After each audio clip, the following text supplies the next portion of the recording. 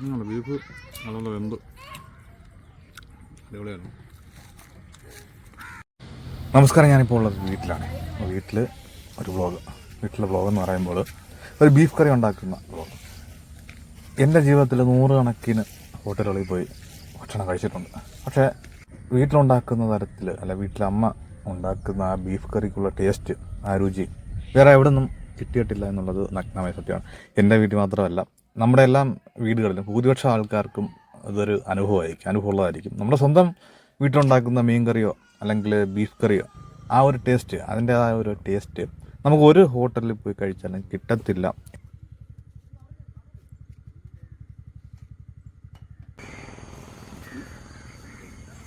എത്ര kilo beef? കിലോയ്ക്ക് എത്ര രൂപ? 400 രൂപ.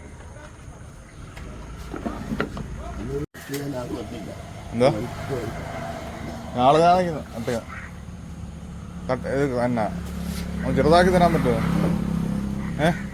ചെറുതാക്കി തരാം. എന്താ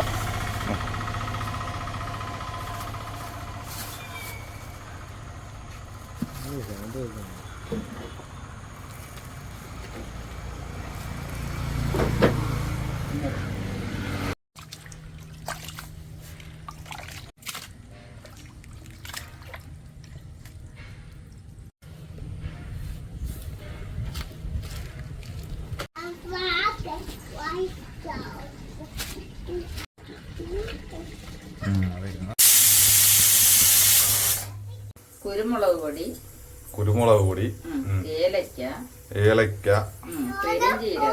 പെരിഞ്ചീരകം, കറുവപ്പട്ട, ഗ്രാമ്പു, വെളുത്തുള്ളി, കൊച്ചുള്ളി, സവാള, മുളക് പൊടി, മഞ്ഞപ്പൊടി, മല്ലിപ്പൊടി, പച്ചമുളക്, തക്കാളി, ഇഞ്ചി. ഇത്രയും സാധനങ്ങളാണ് ഈ ഒരു ബീഫ് കറിക്ക് വേണ്ടി ചേർത്തിരിക്കുന്നത്. മസാലക്കൂട്ട് തയ്യാറാക്കാൻ വേണ്ടി ചേർത്തിരിക്കുന്നത്.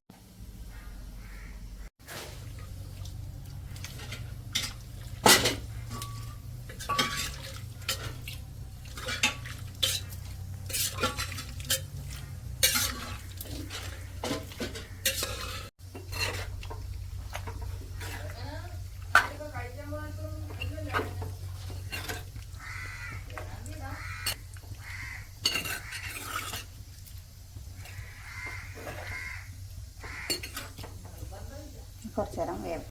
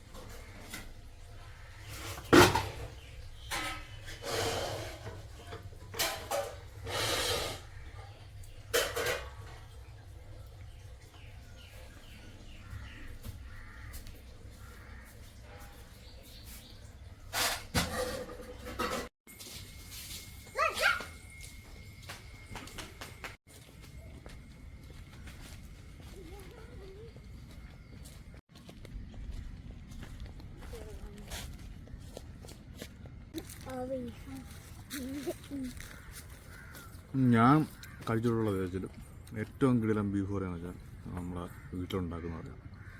100 കണക്കിന് ഹോട്ടലുകളിൽ പോയി ഫുഡ് കഴിച്ചിട്ടുണ്ട്. പക്ഷേ ഇത്ര ഒരു ടേസ്റ്റ് എല്ലാവർക്കും അങ്ങനെ ആയിരിക്കും.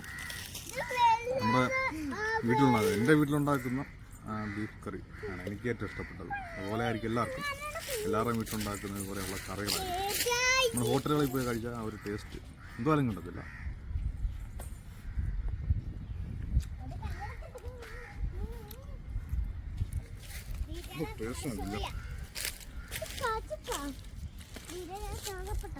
രക്ഷയില്ലാതെ